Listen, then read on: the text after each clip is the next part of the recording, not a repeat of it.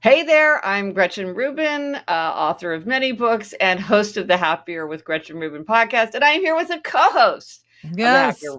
Yes. Yes, Elizabeth, you're a woman of many hats and many names. And one of the things is you are the co-host of the Happier with Gretchen Rubin podcast and my guinea pig in many ways. Yes. Yes. Elizabeth Kraft, happy to be here discussing how to stick to a routine today. Yeah, and so we've talked about this many, many times. And I wrote a book actually called Better Than Before that's all about how we can make or break habits. And listen, we have all these listeners for the Happier podcast, and this is something that comes up all the time. How do you stick to routine? Yes. So, on the subject of podcasts, one of the easiest ways, and maybe one of the more fun ways to stick to a routine, is the strategy of pairing. Yes, I love this. This is, for example, in my life, I might say I can only watch The Real Housewives if I'm on the treadmill. And that guarantees that I'll get on the treadmill a certain number of days a week because I want to watch the housewives. And some people do it like I can only listen to my favorite podcast when I'm walking the dog, for example, I think is a very popular pairing. Yeah, it's when you take something that you really want to do, like watch The Real Housewives, or that you just have to do, and you make sure that they're paired together. Another way I've heard a lot of people using it is like let's say there's a daily medication that they sort of struggle to remember to take. They keep it by the coffee machine. It's like I can't have my first cup of coffee until I take my medication. So whether you feel like you'd like that cup of coffee or you need that cup of coffee, they're paired together. And it's important. It isn't a reward. It isn't like you need to deserve it or work for it. It's just they always go together. I did this in college. I said that I could only take a shower if I exercised that day. And so at a certain point, you want to take your shower. So pairing is a way that many people find just makes something easier and kind of effortless and also sort of fun, because often you're doing something like folding laundry with something that's enjoyable, like listening to a great audiobook. Yes. Another pretty universal strategy is the strategy of convenience. So this is, to kind of a hilarious degree, people are much more likely to do something if it's even slightly more convenient, and they're less likely to do something if it's slightly less convenient. And Elizabeth, I have to say, like, one of the triumphant moments in my life as a happiness bully is when I gave you your treadmill desk. Yes, you sure did. Remember it well. I was working on a show called The 100, and you said, I want to give you a present. I want to give you a treadmill desk. I had heard of them only because you really wanted one, but didn't have room for one in your apartment. And you said, but I just realized I can give you one as a gift if you'll accept it, because it's, a kind of a loaded gift. Yeah. And I immediately said, yes, I want this at work. And then as soon as I told Sarah I was getting one, then she got one. Your writing partner. My writing partner, Sarah, who also is the co-host of Happier in Hollywood, my other podcast. And she and I, since then, have worked on our treadmill desks and all through Fantasy Island. I mean, people think of us as constantly doing this, because we're always like walking. That's so funny. Yes. So funny. Yes, we should mention that Elizabeth and Sarah are the co-showrunners of the Fox reboot Fantasy Island. Yes. So that means many, many hours taking notes, having meetings, especially now. Yes. And so it's very convenient to walk on the treadmill when you are actually working. And so therefore I get in many more steps. Gretchen, I don't know if I've told you my new convenience. No, what is it? Okay. Well, for years, for whatever reason, I've had trouble taking vitamin D. And my doctor, who's not big on pushing vitamins, his thing though is that you really should take your vitamin D. And mine was like at a 0, basically. Yeah. And yes, I could put them in with my daily pills for whatever reason. I haven't done that. But what I did, and I happen to have them right here, is I got vitamin D gummies and I put them on my desk by my computer. And because they're gummies, they're sort of like a snack. And so I just put them on my desk right, at my right hand. And I take them every day when I want a snack because they're right there. I need to take them and it's easy. Well, this reminds me, didn't you tell me some story about a friend of yours on the Peloton where like the tiniest bit of convenience ended up completely derail? Yes. What was that story? Because this is a good Yes. example of how like a tiny bit of extra convenience or inconvenience can much more powerfully affect a habit than you would think is rational, right? What was that Yes. story? So my friend Carla had moved the Peloton from sort of an upstairs, I think, like random bedroom to a more sort of official space that was like further down the hall. It was like downstairs and down a hallway. And she said that she had stopped using the Peloton ever since she moved it. And it was not much further. Yeah, it's like 50 feet. And But it's it's not like just the it, idea that you have to go yeah. downstairs and walk, even though, yes, the idea is to exercise, it shouldn't matter. I Yes. so related to that because I'm like, Yeah. "Oh, that is so like something I would do thinking I was actually creating this exercise Yes. space and making it a great thing when in fact, I'm like actually causing myself to do it less." So, and this goes to sort of another strategy, which is the flip side of convenience, which is inconvenience. So, if something is slightly more convenient, we're more likely to do it. Like the people who sleep in their gym clothes so they don't have to get changed in the morning.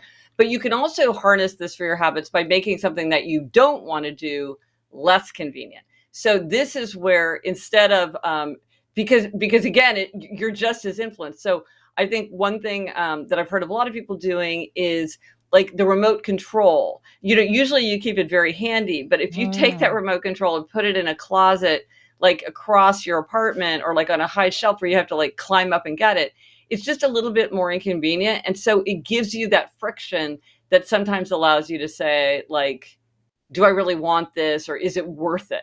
Because a lot of times you're like, or Alyssa, we've talked about this a lot because you like to do online shopping sometimes. Mm, yes. And so you've kind of used this with to fight online shopping. Yes. Well, what I like to do with online shopping though is I put it in my cart. And then kind of say I have to have it sit there for a while until I Yeah, go back and buy it. And then often you realize, oh, I'm never actually going back and buying that. right. Another thing we've talked about that's very helpful to keep yourself from buying too much with online shopping is not to sort of register as a known customer, but Yes, to continue to yes, be a guest. So every time you have to put in yes, your name, your address, your credit yes, card, so that it's sort of a hassle. And right, I think that's a good way to keep yourself from buying too much online. right. And maybe online shopping isn't really part of a routine, but you can use aspects Right. of your routine to do it because you're like, if you're in the routine of like signing up for things and using one click shopping, Yeah. that's something to break up. Another thing, um, and I think it has to be said, and it has to go to all things with habits, is that in Better Than Before, I talk about the strategy of foundation. And that is that there are certain habits that are so foundational that we need to think about them, kind of give them special priority because it's very hard to stick to maybe the more demanding parts of your routine if your foundation is pretty wobbly. So for instance, sleep. And like I am a sleep zealot. And I know, Elizabeth, because you've been under so much pressure with Fantasy Island, you said you'd been working very hard on your sleep I because you have. realized how hard it was to keep to your routine if you didn't. Yes. Well, and because, yeah, like you said, if you're tired, then it's Yes. impossible to do Yes. anything else. It's hard enough to eat right. There's no way I'm going to eat right if I'm exhausted. Like, Yeah. it's hard enough again to get on the treadmill and do Yeah. 10,000 steps. If I'm tired, there is Yeah. absolutely no way I'm doing it. It all feeds into, itself.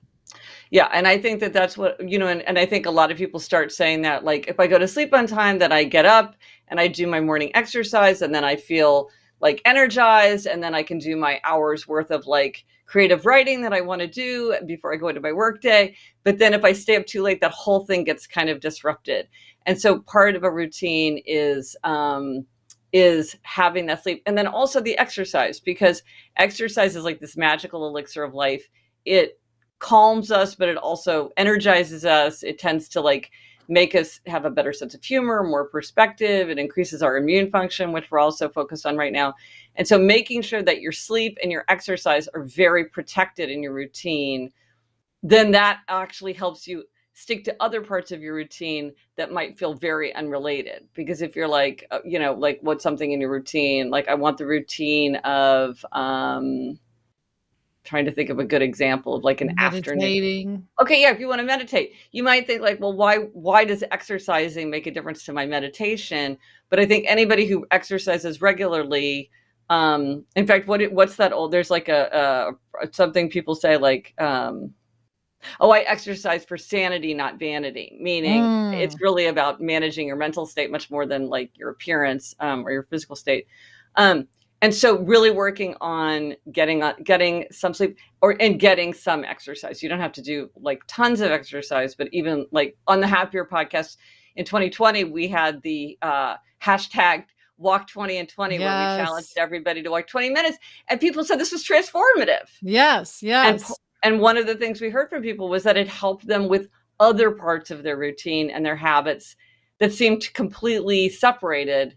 And like you said, there's sort of this virtuous cycle that kicks in. Yeah, it's definitely true. Like, I feel like we all sort of either are on a roll or not on a roll. So I Yes. feel like Yes. right, it all starts. It's like if you're getting your sleep, then you're also doing your exercise, then you're also making your phone Yes. calls to the people you need to call, then you're also reading your book, then I Yes. mean, Yes. and if you get Yes. off of it, then it's like everything goes out the window. At least this is how I am. And it's really hard to get back on.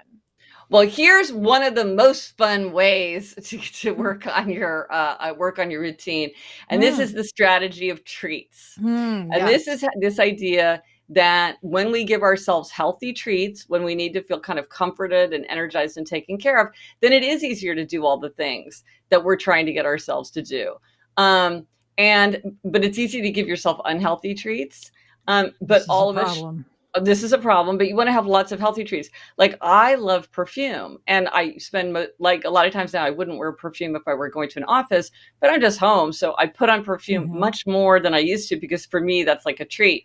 And Elizabeth, I know you have a treat that's kind of new on the scene, the breaking treat that the whole country is excited about. Wordle. Yes. The Wordle treat. Yes, daily Wordle. If anyone hasn't discovered Wordle, they must. Yeah. It's a necessity in life. It's every morning I get up, I take the dogs out, and I do Wordle, and it's like one of my favorite parts of the day. And don't you feel like it does help you stay on track with all those other things you're asking yourself to do?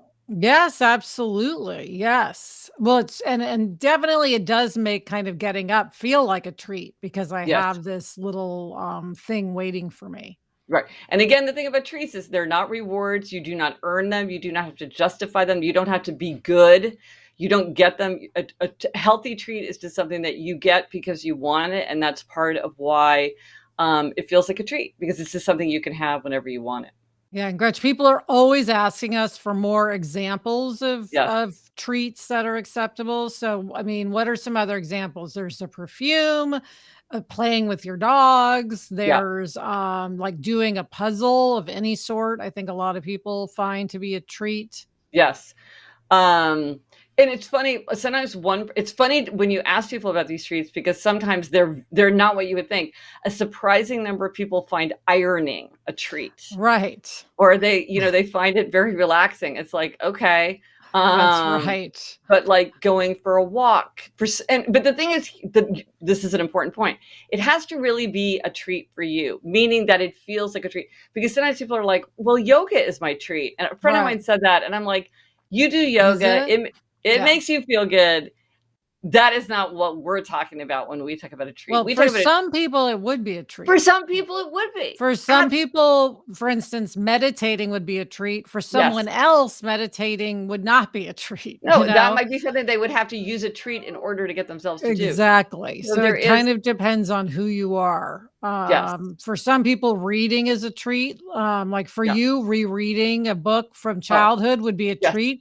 For Yes. somebody else, that would not be a treat. Right. Reading Us magazine might be a treat for someone. There's lots of things. YouTube videos. I mean, yeah. So, Yeah. but I think, yeah, we all want to have like a long list. So it's great to be on the hunt for these.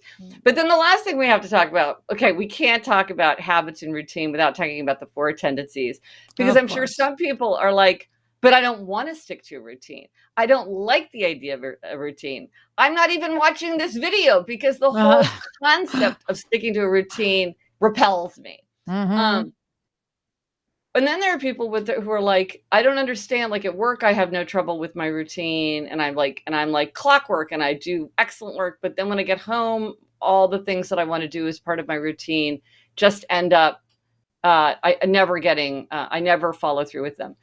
So let's talk briefly about the four tendencies. So if you find, so the four tendencies is whether you're an upholder like me, an obliger like Elizabeth, Yep. which is the biggest tendency for both men and women. Elizabeth is in the biggest category.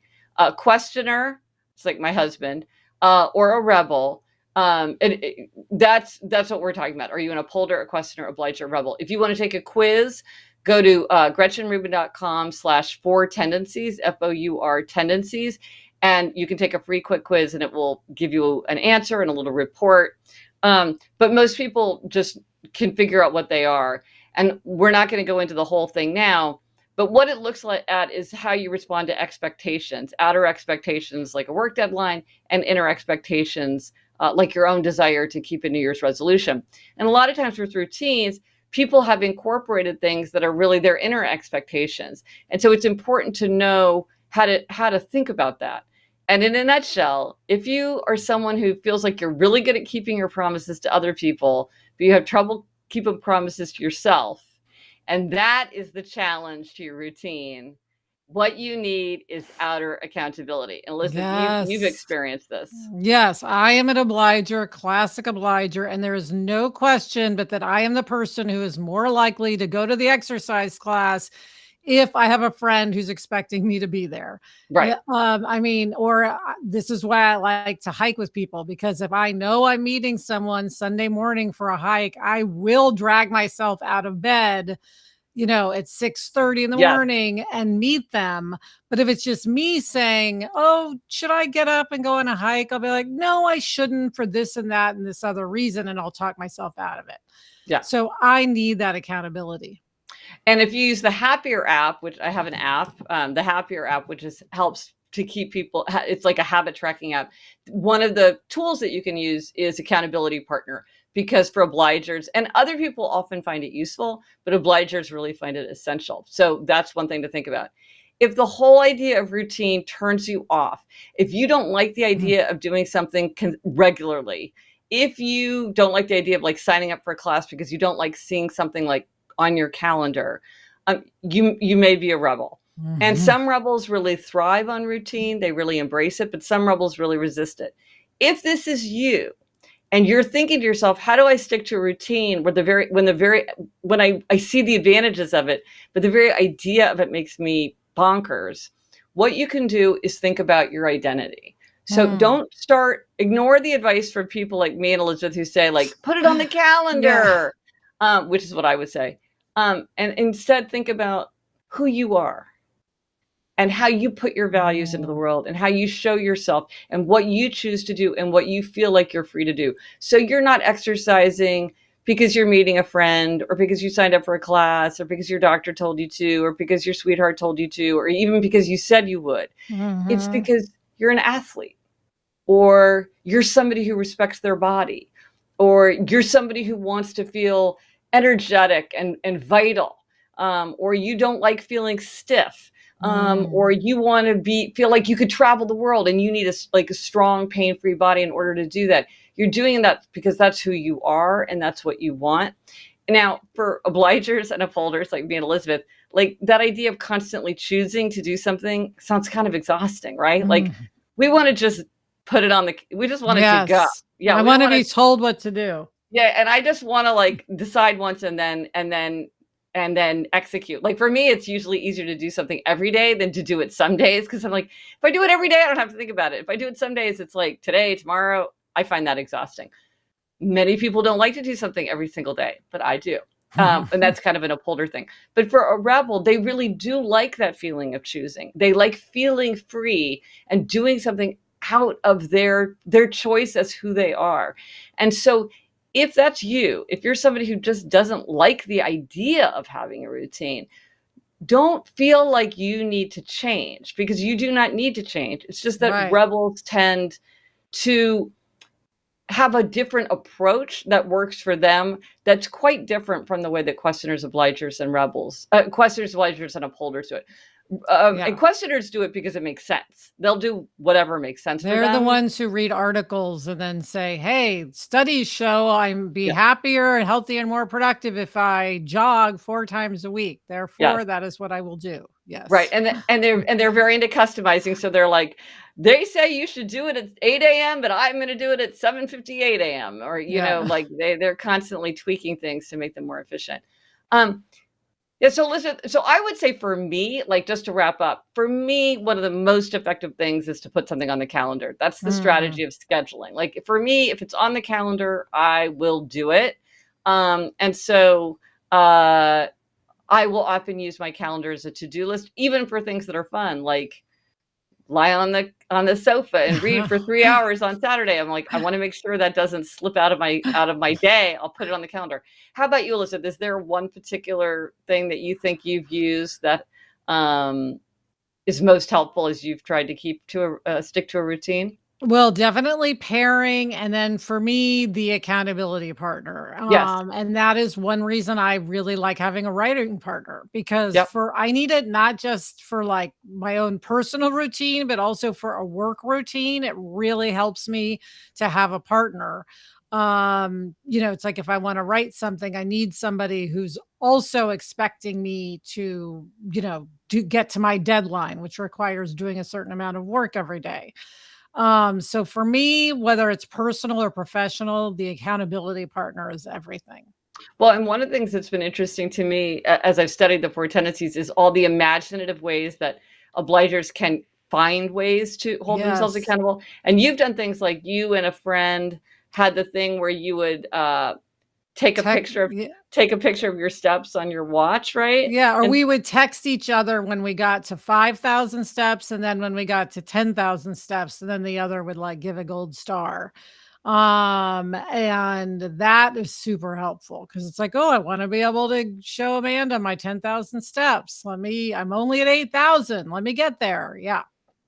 even like, this is sort of a kind of accountability, I guess. Is like, one of the things that I often say is like, if you can go outside first thing in the morning, that's like, it'll lift your spirits, it resets your circadian rhythm, it helps you sleep more soundly, it lifts your mood. Like, there's a lot of reasons to go outside, get a little exercise, but especially if you can get early morning light, because like, more and more researchers are finding that there's all sorts of mysterious ways that light regulates these sort of deep inner mechanisms. Mm. And I know you've said that, like, needing to take your dogs out, your new dogs, Yes. you only had dogs for a few months, Yeah. um, that kind of getting you out, that they're holding you accountable. They have to go out. Yes, So absolutely.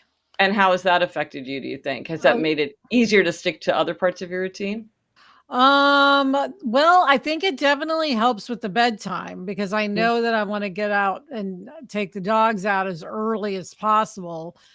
So I think it definitely helps with the bedtime routine. And I do think like getting outside, breathing that fresh air, Yeah. because I had been sort of sitting on the couch and watching CNN every morning, as I've discussed. Now I sit outside, listen to a book or a podcast, drink coffee, and and I'm with the dogs, definitely puts me in a better mood in the morning. And I do think it helps with my routine. Yeah. Absolutely. Because I think back to your point that, like, sort of it all builds on each other. I Yeah. think that's part of why all the getting these pieces and knowing. I mean, in Better Than Before, I talk about 21 strategies, and that seems like a lot, but it's really useful because then you can really pick and choose the Yes. strategy that you need for that particular aspect of your routine, because they're very different. Like, taking your vitamin D is very different from, Mm, like, taking a hike. You have to have yes. sort of a disparate system. So if you have found any great tips, hacks, resources, apps, attitudes, mantras, anything that helps you stick to your habit, put it in the comments underneath the video, because we're always on the hunt for new ideas. Both of us have benefited a lot from ideas that we've gotten from viewers and listeners. And it's just, it can be something that can really make us happier, healthier, more productive, and more creative. Yes.